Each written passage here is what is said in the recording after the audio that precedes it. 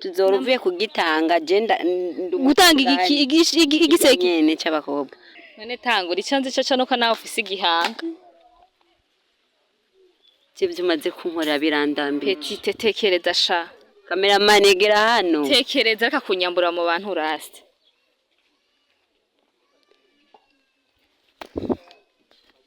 Ataki inkoko oya ubu ndiko ndamwisemba reka sha navyo waruzi ivyo narinzi jewe nabonka vrema umwana wa mbere bebe wa mbere ni sheri wawe niwe aritangura umwana atarava mu nda ngo aryonkere STV every story matters. Bon après-midi et bonsoir Ivyo mwerereye so reka nshobora mutumsa fans ba STV mudukurikirana muri benshi muri mu mpande zine z'isi zitandukanye so reka nshobora mutsari mu Burundi mudukurikirana muri Bujumbura mudukurikirana muri mu ntara za ruguru Makamba Rutana Gitega Ngozi n'ahandi Bururi zahehe mu ntara zose turakunda cyane ndabakunda gose reka nshobora mutsa inshuti zacu bari muri Arabie Saoudite bene wacu bene mama bene data bari muri Oman muri Oman abakobwa muri Oman no para muri Oman sorry so reka ndabaramutse cyane Imana ibahezagiri yongere bahe n'inkomezi zo gukora akazi mukunda ibikorwa ya mukunde kandi n'Imana kuko atamana izo nguvu ntazo mworonka kandi atamana ngo nta buzima so reka nshobora kuramutsa abadukwirikirana muri mu bigo bitandukanye rero les diaspora ensemble muri France no muri Serbie batahije abari muri Etats-Unis abari muri Canada za Australia n'ahandi turakunda gose kandi cyane Imana ibahezagire so today rero nimumvi amajwi yanje atameze neza ndagwa ka gripe muraza kumbara kandi muraza kunda ibintu bimeze neza kandi cyane kandi muraza kudukundana gose so today rero ndibaza mumubonye ndahano ameze nkuko ni ya location nyene ni yahandi nyene hamwe basamira kuri filme two Bukeyeneza rero n'umunsi nsanze abakobwa babiri ntuzenya umwe bita Anitha na numwe yita na Bamba Natasha la nama ngiye kubavuma umba ndabaze bite bintu bakina ndabako dukina imbere ya kamera donc ukuntu bagira intuzenya usanganya na nyene kandi ntaho usanga n'abagenzi deja na kamera imbere yabo ariko barayaga ko atari inkuru umva bisigura ko bakundanye kandi cyane vipi meze neza wapimpotera he so ndabacire mu ijambo kwanza mumbabarire ni muramutse kwaza kwadukurikirana uyu mukobwa nawe ntavyoroshe birimo ko bazanye n'amakamera ngaha si kamera gusa na telefone ko ndayipisa yari bwabone la Bamba la noma ukisikia wengine fake kabisa so nimo baramutsa mu machero mba kandi wese ko bakunda muhama turaramukije abakunzi ba STV ya jena baramukije iwi amazina yitwa DJ TV ndabakunda cyane n'ukuntu muhora mukurikirana ibikorwa byacu nizere ko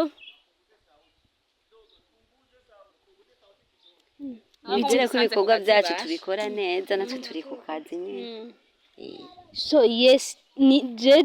DJ akaba ari Anitha mu filme ya Bukeyeneza karo mugome kazi umva ni asasi nawe wa munyabwoba Natasha no muri filme kandi ni Binti Elizabeth Queen muga muri filme nitwa Natasha na Kige ego Kige ni sawa so rero ubuje mu buzima bw'ifilme no mu buzima busanzwe musanzwe muri bagenzi deje ndakuzi gusanzwe utari n'umugome ariko cagwa hole nk'ijya vrem can you imagine oya dusanzwe turabagenzi twese ko dukorana turakundana muri bwa bumwe nyene usumba turi mu kazi kuburyo mukubita sawa rero muri bagenzi ariko muri filme muca muhinduka muhinira ka hole kamwe gusa siko kwankana murahuye murankanya bihangura byemeye none tangura icanze cyo nuko nawe ufise igihanga cyo umaze kunkora birandambiye petite tekereza sha cameraman egera hano tekereza reka kunyambura mu bantu uraste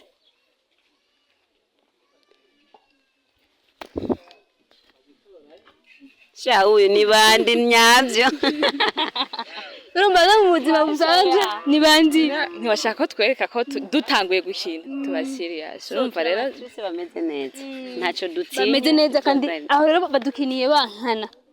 suppose rero ko ubu Anitha n'umugome hajye wakinye Anitha n'umugome ubu rero nawe ubu n'umugome mufate nawe ku basi donc uyu muje ukina none kwambura daja ko yambaye soutien cyane gose nawe uraberewe wambaye jaune udasanze turi mu kazi reka kuba bamuduteguza basati n'umunsi turaza kubaramutsa ngasi nje kubaramutsa ntabivuze sindabasaba ibiryo probleme kwapi twe nitwimana nawe woza ugafungura twe turakunda abashitsi abafanzi ba STV samara twica abafanzi ba STV rero ijya hole y'impumyi Anitha iyo bari kwigwa bari kwishobora y'impumyi sinibatsa nawe je no ishobora okay sawa suppose rero ko uno munsi Natasha yabaye impumyi mufate nayo ndagusabye ndabukunuye kuko uyu muri film arakade cyane kubantu mukurikira film ya Bukeyeneza je sinzi ko babibona Anitha umunsi ndagutekera inkoko yayigusabye ndagusabye rero subiramwe bigire n'umunsi n'impumyi mufate nawe uyu ndabigusabye ndamwomeka vraiment bijya bintu ngirira Bukeyeneza je babingire no cyana nyene bya filme nkace ndamwomeka je mugabo nanje rero ungiriye nkabijya ndimpumyi no rujya rukoni nyene ngendana nigo no gushishutse naro bivuga ko hobura n'umunsi numwe abukubitisha basi erega we rukukumara ndagusabye bafazi best bijya ngo ndamurondera agakoni Natasha nawe abimpumyi yajyatamaye nka rujya nyene sindagwakira ntagwakira ndagosi goroboro gwavaro kuvuna ku maguru nawe ufisibihwa bifisibihwa birimaze gushika sama kabaho ariko baranira gukina nibirashika oya wowe ushoboye ubugome nyine bwo kwishima tizama subiramo ndagusabye nshoboye byose subira kandi uhindukire ninde Natasha subira kandi umubwire Anitha ndateka inkoko oya ubu ndiko ndamwisemba reka sha uyu nawe asase polisi yo yabasha n'ukuri mugo amaso abantu rero n'uwa mbere uyu ngutamika amaso y'abantu no wa mbere umwe kuri yabasha gusa si bose yatamika ya tuba turi mu kazi ntunteranye n'abafana ba STV bakameme baragukunda barazi ko bakamenyene rega mu buzima busanzwe nyene tuba turi abantu inshuti aba brother aba sister ibintu nk'ibyo nyene ntago nkorurimo tuba turi mu kazi n'abantu birashika bakabanka barajya mahole mu mufisi cyane gose bisigura ko akazi kose dukora surtout abantu turi muri entertainment bisigura ko dufite ama challenge menshi urabona ndakubwire ni filme ya Bukeyeneza n'indi filme ndiko ndakina ndi umwicanyi sha bamvuga kubi oya cyane muco vyakira gute muri societe so je simbabara ndabatahuza nyene ko ndi umuntu umeze neza gusa nawe nyene ari abantu bariko bakurikirana filme zacu baca bibaza ko no mu buzima busanzwe ariko tumeze so je ntabwo ndi umugome ndi umwana mwiza ndi umuhepi abantu bafite nyiri n'aba happy bakunda kwitwengera nanzigo bagira bene abajije nga yo kandi rero burya rero basha Samira mbari yavyumviriye atugize abagome twese dufise inyenyi mugabo bavuga ko ndabanga inyenyi y'umukene bayita igihanga ni hatari mugabo nta cyo gihanga Imana yarakiduhaye bisigura ko umukenya akena umutima akaba sito bifata uko nyene bivuze umukene akena umutima biramaze gushika nk'umuntu akabarondera par exemple abantu twovuga bari mu bihugu bitandukanye tuvuga le diaspora ensemble kadufate n'abaje bari muri Oman akabisa udutsi bakabaronda akavuga ati je ndakunda ukuntu kina film ya ndafise umugenzi wanje donc n'umugenzi ntiyakuronde kubera film mvuze ati wabaronde kubera sinanye kubera film nyamukobwa ari muri Oman arandondera arambwira ati ndakunda ukuntu kina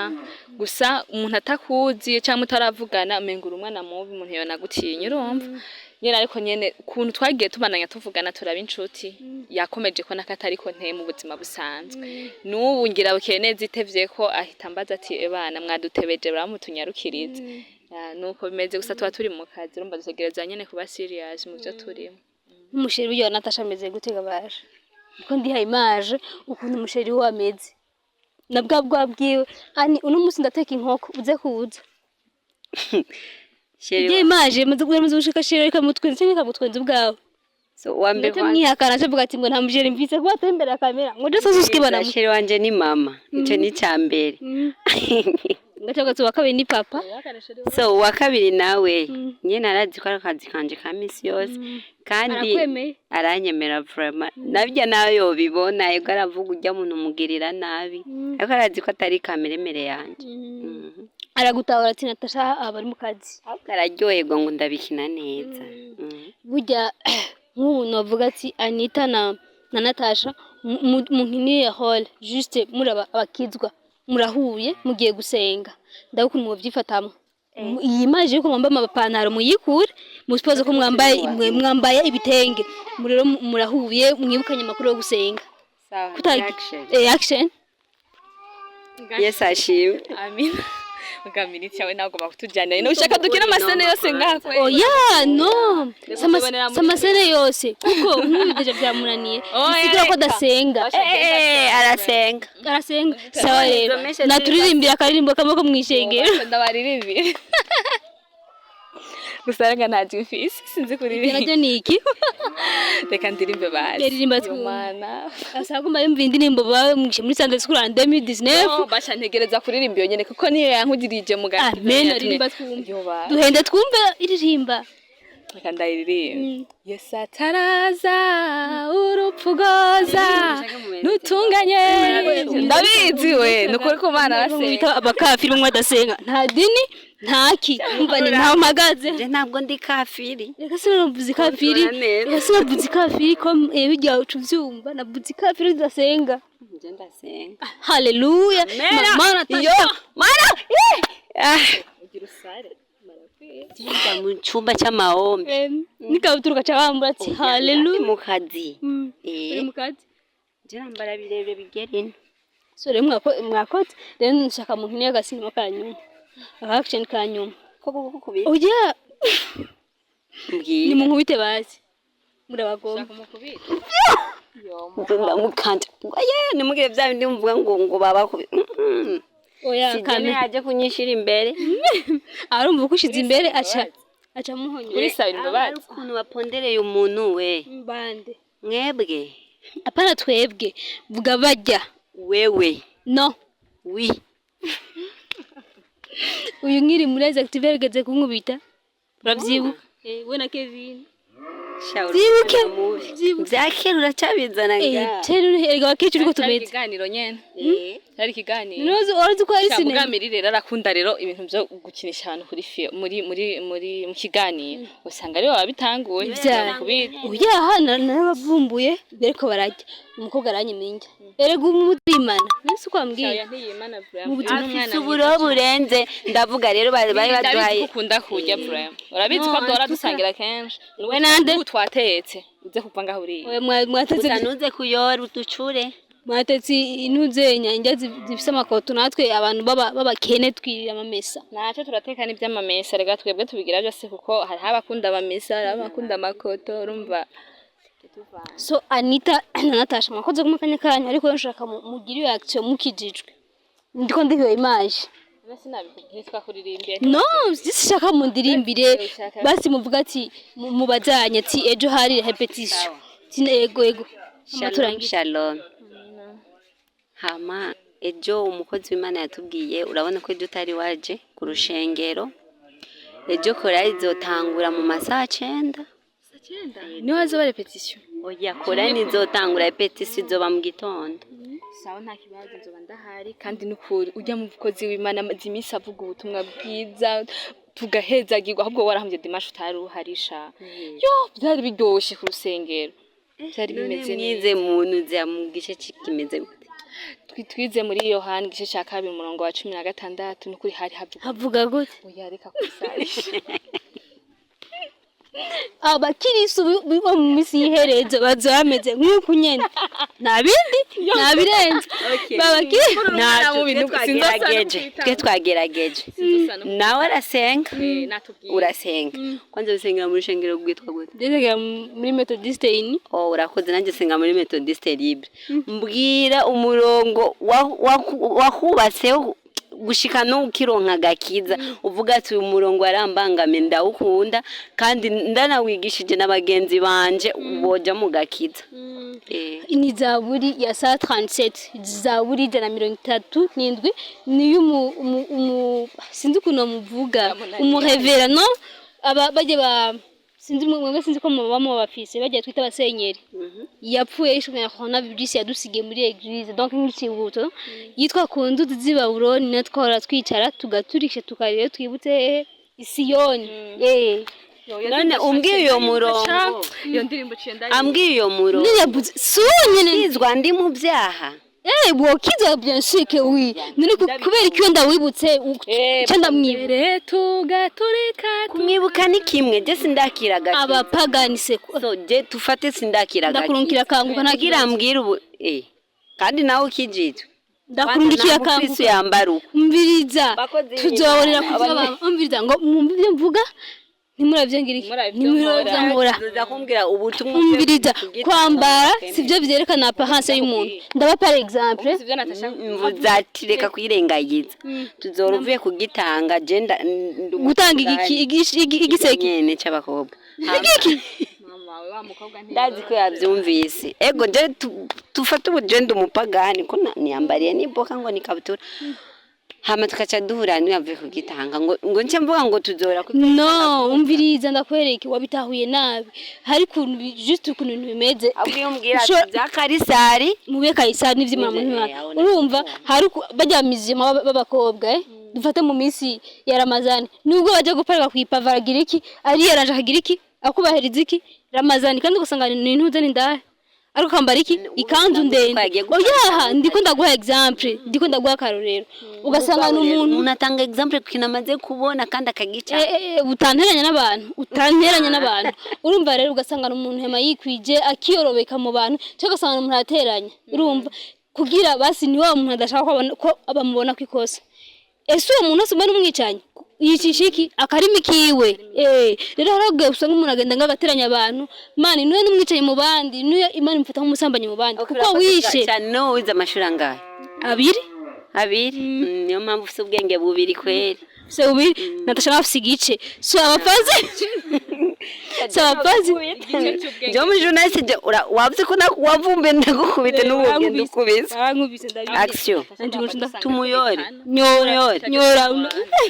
yo birangiye amuteruye wa mugabo arafise uremereye Jesse ndemereye honye umuntu uteruwe na Natasha oya ndazi gaha ndagumira n'amasoga gakoroka umuntu ajugumira agakemera n'inkoko umuntu azibuje inkoko amafaranga igezeko ibaze kwemera inkoko umuntu ne turuze kuza kurya inkoko oya usanga biwazorora oya shahajya kwa rugira mva imbere we nubona ko hagiye ariko arajugumira Anitha ndaguye inkoko yazi gusavye so abafana ba TV n'ukuri muvuga ngo ngende umugome burya no kuri kumana hari abagome bahaye nk'abandi nk'umuntu akina ibintu nkabike akaba ari umuntu bita Natasha akabona mwene wabo basangiye se ashaka dutobora ibanga aribage muri kanyana umugome nka wewe mana wewe na Dafroza ariwe mukuru wanje ruhara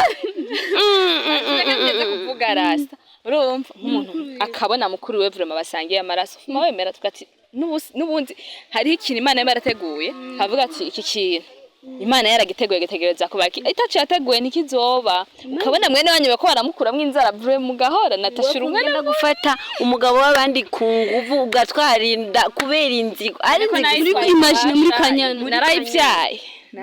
barakabona shaira urakabona utayivya ari umuntu kwanza uno yanyigije inzigo abafana no kuri baranyanka bagoma babwira ngo nukuri ngo duhuriye mu ibarabara bazonyice ibaze vire apara kuma nimba ugera ukunda afise muri cinema vyase nimba ari gwafise uzogenda uzurabaniza abakobwa n'abantu batarafise hari umuntu yanyandikiye muri commentaire ngo umusheri wanje ariko afise imigambi yo kumeba ndashanga uyu n'umusheri we ngari mu migambi yo kumuheba basha no kuri baze baraba mu commentaire umusheri wiwe nkasanga umutima mwana wavye bati musheri nduzava mpeba stankete n'ukuri arabizi ko ndi mukazi arabizi ko ndi mukazi ategeza kubitahura arabizi ko ndamukunda kamera none yo ari uwundi yari kurindira ko bijya biba byo gucoma ngo inzara avuga ati ubwiye je t'aime bebe no ngo akoze basigaye mu mabere basigaye bonsa ku mabere kandi mukuzi bazi barababesha navyo waruzi jewe harabo nabo nka vraiment umwana wa mbere bebe wa mbere ni sheri wawe niwe aritangura umwana atarava mu nda ngo aryonkere urisuje ntajyaronka rero ntajyaronka je ntagenda nka mwene iryo umenye yuko umuhungu umwanya umwe urazi ko ashaka kukubwira ati je kugira mbone ko turi kumwe kandi unkunda nyemerera kuzonambera mama ko mama wanje ntahemuka ariko umugore wanje yompemukira kuganira n'umugabo ati nyemero nzombere papa ndateye bakambyara je murahaze ngasamiye bagaburiye so abafanzi ba STV makoze dukikirana kumwe na JJ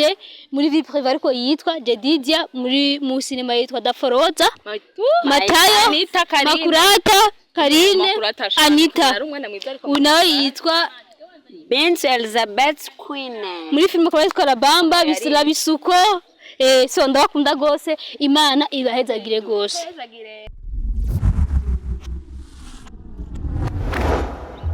STV, every story matters.